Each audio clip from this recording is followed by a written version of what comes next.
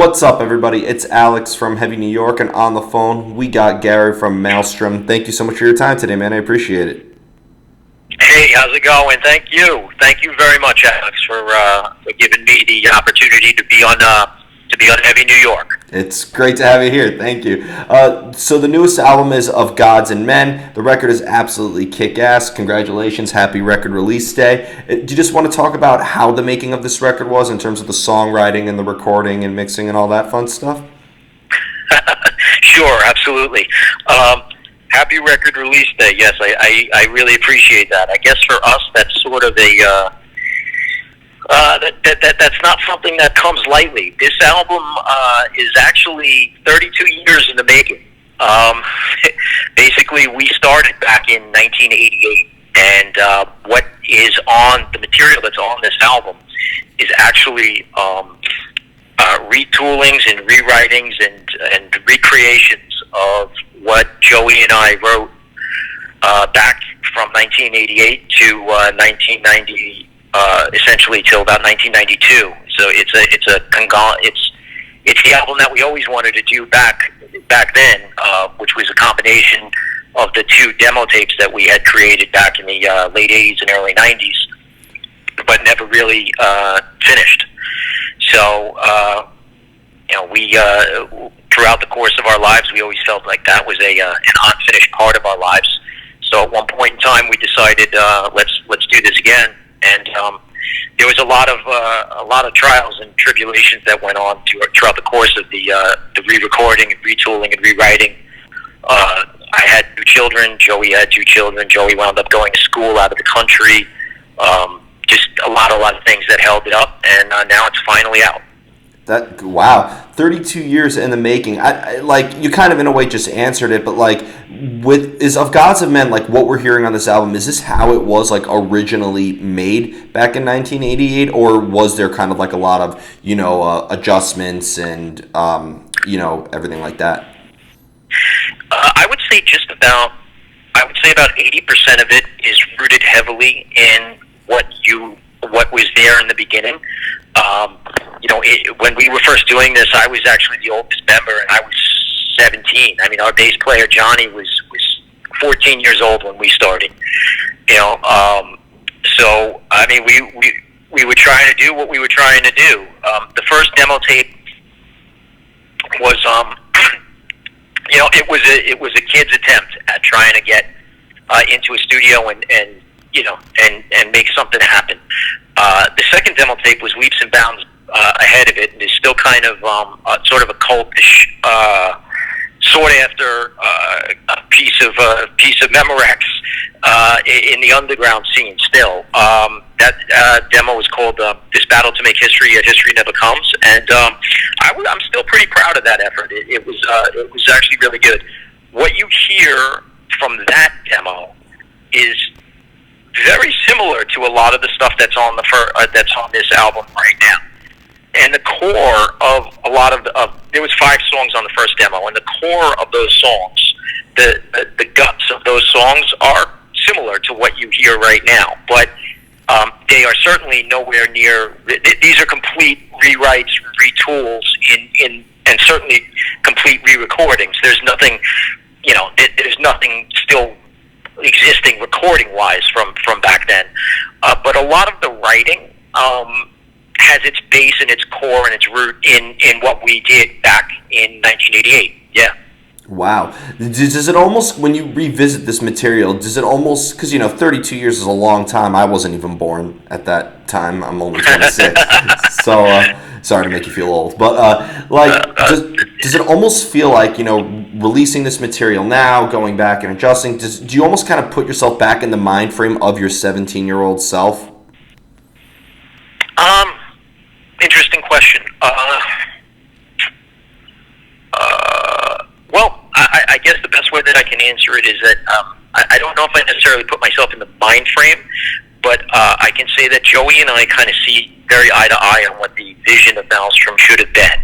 And what I can say for both of us is that it might not necessarily be the mind frame of where we were when we were 17 years old, but it is the emotion of where we were at 17 years old.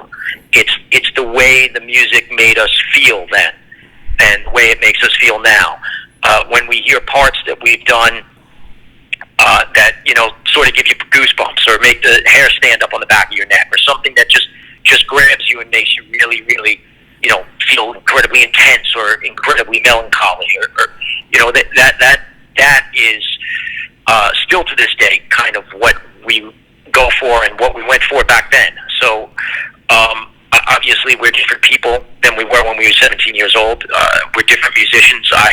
To do this album, I went to vocal training for 2 years because we wanted something more than just. I had a real bite and a very staccato-esque kind of sound. It was kind of I don't know if you ever heard of a vocalist called Martin Walkier, but I was very much like him. He was in a band called Sabat from a long time ago, and I was a lot like Millie from Creator. Yeah. But we wanted to kind of use more a wider range of vocal ability. So I went and studied for 2 years and took ear training and vocal lessons for at a local school basically, and so I mean it was certainly not, like I said, we're not the same people that we were back then, but I think that it evokes the same emotion that it did back then. Yeah, well, it's funny. I love asking artists this, and I feel like that this is almost the epitome of this question. But I've always asked artists. They say they try to capture a moment in their songs, but sometimes you're working on music for days, weeks, months. So at this, do you find it maybe sometimes the longer you're working on a song, the harder it is to kind of maintain that emotional spark? Clearly not the case with this one, though, right? No, I would not say that happens. Usually, more often than not, what happens is that a new idea will get created. We do a lot of work in the editing studio. A lot of the songs. And little things that get added into the studio little things that maybe we didn't even think of, or something we want to add or extract happen in the editing process. And so a lot of times Joey and I will sort of surprise each other, and he'll do a daily edit, and he'll send something to me that wasn't even there, and it's like, wow, okay, great, this just added a new layer and a new level to the material that wasn't there in the past. So, I mean, I guess, Ben, we've to a certain degree, it's kind of comical because we've been milking the same 10 songs for 32 years, but at the same time, I can listen to these and I still get these feelings like it's still fresh for me. And I guess that's really, it's self-patting on the back and stuff, but I guess as an artist, there's not a lot that I can ask for more than that I'm still enamored with the material after all that time. Yeah. Well, in the end, it's coming from you. Whether you were 17 when you made this album, whether you were 27, so on and so forth, it's still coming from you. So, sure, maybe, you were maybe a different person back then, but I'd imagine you're releasing it now. It's finally seeing the light of day, that despite this being 32 years old, this material, I'd imagine that it does have a lot of relevance and maybe almost expresses who you are now as well, right? Absolutely. It's I'm still into it. After all this time, I'm still into it, and I can still listen to it and still say, "Oh wow, you know what? This is my new favorite song now," or something. So I'm still kind of into it. Yeah. And it's absolutely very relevant now because through my personal writing process, I write very conceptually. It's a story based album. But when you write like that, you don't necessarily have the entire story laid out, at once. The story evolves, the characters evolve, the situations that they're in evolve, and their personalities evolve, and the things that they do and that they become evolve, basically. So, and as a person and as an artist and as a writer, as I evolve, those characters have been able to evolve, and what they stood for and what the whole thing meant kind of took on its own meaning as I got older and still hadn't released this yet. So I figured, all right, let's incorporate that into what's actually happening inside this story.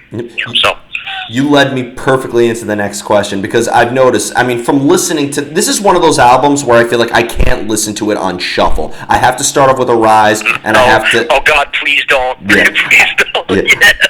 Thank you. Yeah, I have to start off with a rise. I have to end with Sunrise. Army from Ash has to be song number 2. But what I'm curious is, having this concept obviously determines the lyrics, no doubt about that. But do you feel like that maybe the story and the concept could almost determine the music in itself as well? Like maybe that if you were to listen to an instrumental version of this album, it would almost convey a similar story.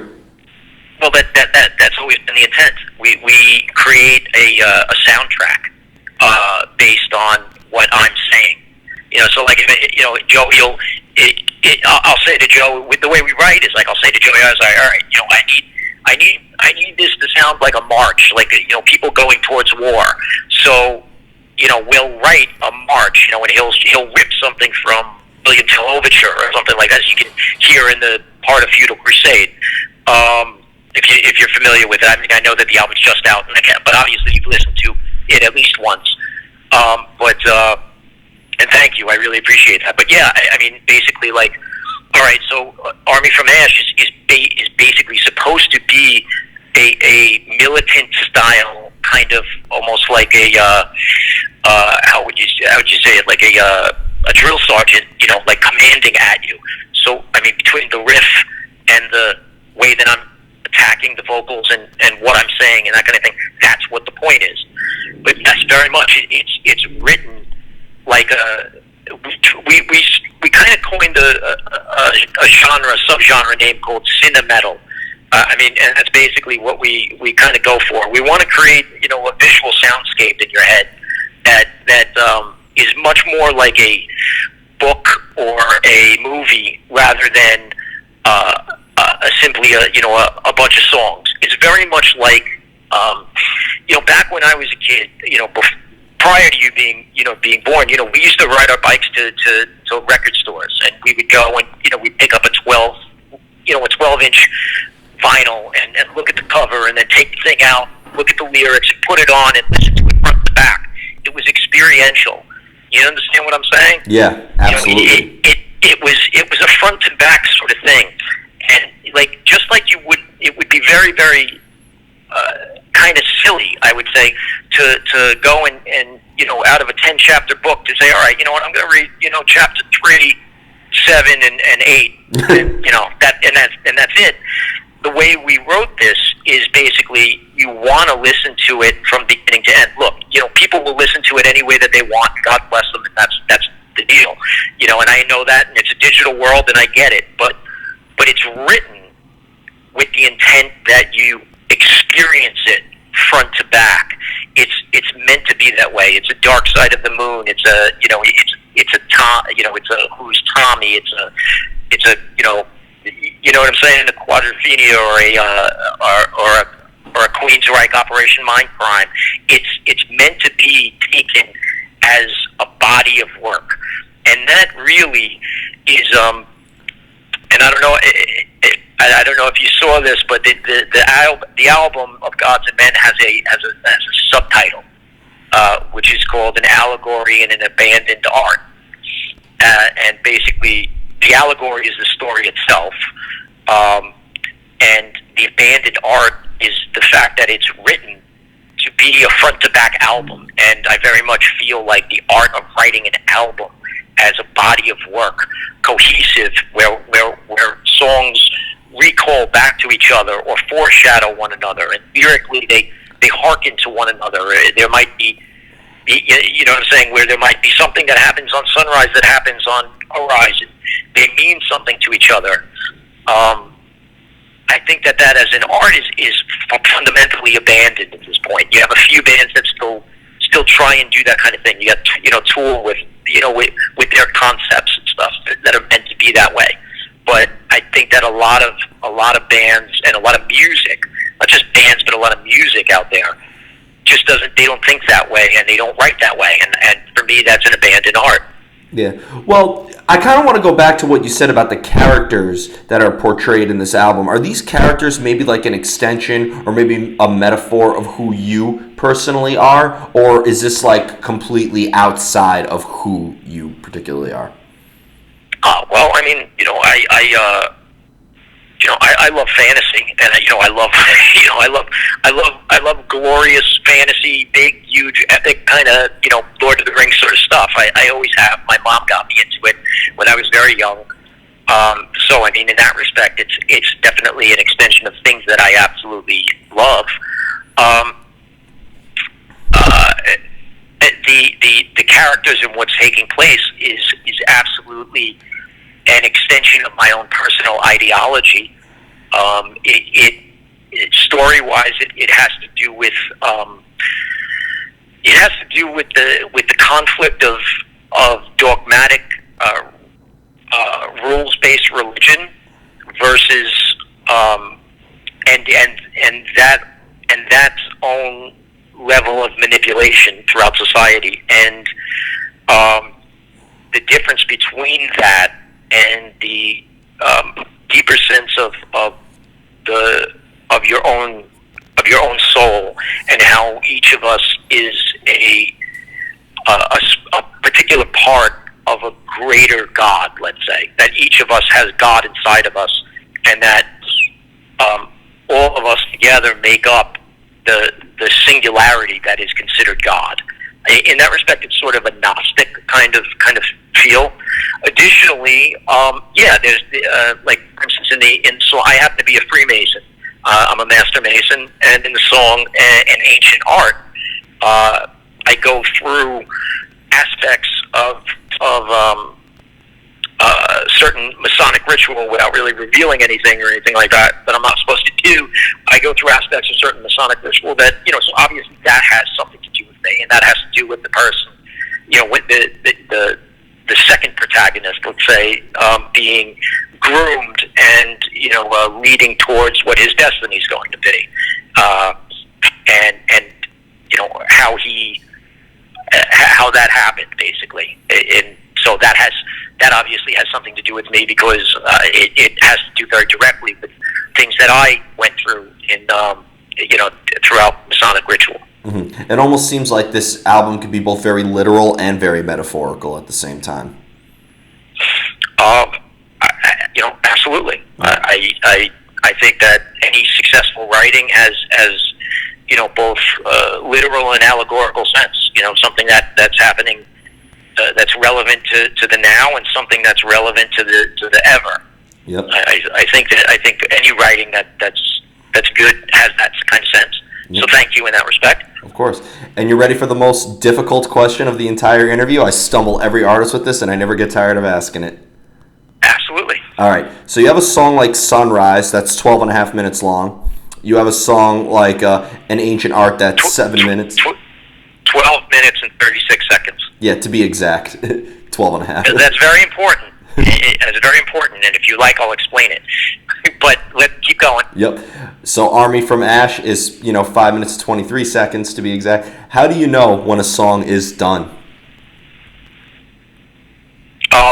How do I know when a song is done? Great question. I'll say we, because Joey and I very much write together. We know when a song is done when it's when it served its emotive purpose. Mm-hmm. That's wow. That was a short but very good answer. Thank you. Yeah, like wow. Most people are usually like pulling like I'd like to buy a vowel card and just say that when it's done being mixed, but yeah. So you wanted to explain, because when I said Sunrise as being 12 and a half minutes, but I was 6 seconds off. But I actually am curious, because I every second on this album really does count, but I am curious to how specific you were with that. Yeah, absolutely. I'd love to. Do you happen to have the album with the tracks with you? Yeah. Okay. Do you have the times with you?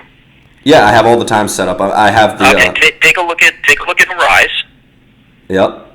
And what does that say? 6 minutes and 18 seconds. Right, and that's chapter 1 of part 1, right? Yep. Okay. Okay, now take a look at Lament of the Fallen, Hold which on. closes out part 1 and is chapter 5 of part 1 and the closing of part 1. Same exact length. What's the time on that? Right, 6 minutes and 18 seconds, right? Yep. Okay, what's the ratio there? 6 to 18? I went to art 1 school, to 3. man.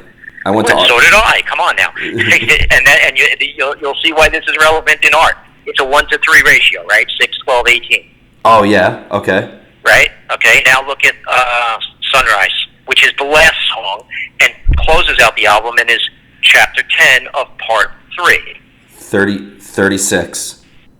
12:36, right? Wow. If you add 618 and add 618, you now have 12:36. You just blew my freaking mind. Holy shit. Thanks, dude. Holy. That is art or architecture in soundcraft. Wow. That was... Now you might not notice that ever unless you're getting it explained by someone, by a person who did it, like me. Okay, but you will feel it. All right, just like when you walk into a very well architectured building, you notice the golden ratios that are created. Like in Greece, when they built these things, they built by way of golden ratio. Very, very divine math involved in the building. Okay, that's what this is done. That's what we did. It's built this way sonically, so that you actually will feel that balance. Might not necessarily notice it, but your mind will sense it. Wow. That was... And they all are a 1 to 3 ratio. That's incredible. That was intentional? Like, that was all straight up intentional when you were writing this music? Oh, absolutely. Absolutely. Wow. Damn. That was... Yeah, my mind is blown. Wow. So before we go, I want to thank you so much for your time. I got to listen to this album now, again, with a totally different perspective. Awesome. Please, whatever. Reach out, friend me on Facebook, whatever. There's a lot of little Easter eggs and little nuggets in this thing that I would love to, just share. Awesome. Absolutely. Thank you so much for your time. Thank you very, very, very much. And thank you so much to all the listeners of Heavy New York for taking all this in. And, please, thank you. I really appreciate it. Of course. This is the first phone interview that I'm doing since the album released today. Wow, it's an honor. I'm just so proud of. I'm just so proud of it. Thank you very much for doing that. Of course. Thank you, Gary. Everybody, we are here with Gary of Maelstrom, of Gaza Men. Out now. Pick it up while supplies last forever, and we will see you next time on Heavy New York.